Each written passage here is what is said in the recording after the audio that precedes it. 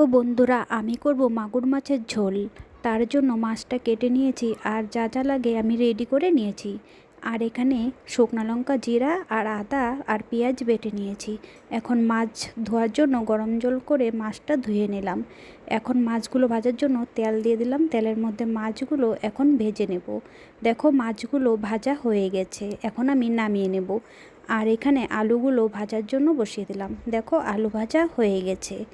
এখন আমি মাছটা রান্না করার জন্য তেজপাতা, শুকনো লঙ্কা, জিরা আর পেঁয়াজ দিয়ে দিলাম। ভাজা ভাজা হওয়ার পরে দিয়ে দিলাম মশলাগুলো ভাজা ভাজা করার পরে এখানে দিয়ে দেবো লবণ, হলুদ। তারপরে দিয়ে দেব আলুগুলো, ভেজে রাখা আলুগুলো দিয়ে ভালো করে কষিয়ে নেব। তারপরে দিয়ে দেব জলটা শুকিয়ে আসলে দিয়ে দেব মাছ। দেখো, আমি নামিয়ে নিয়েছি। কি সুন্দর হয়েছে দেখো মাগুর মাছের ঝোলটা।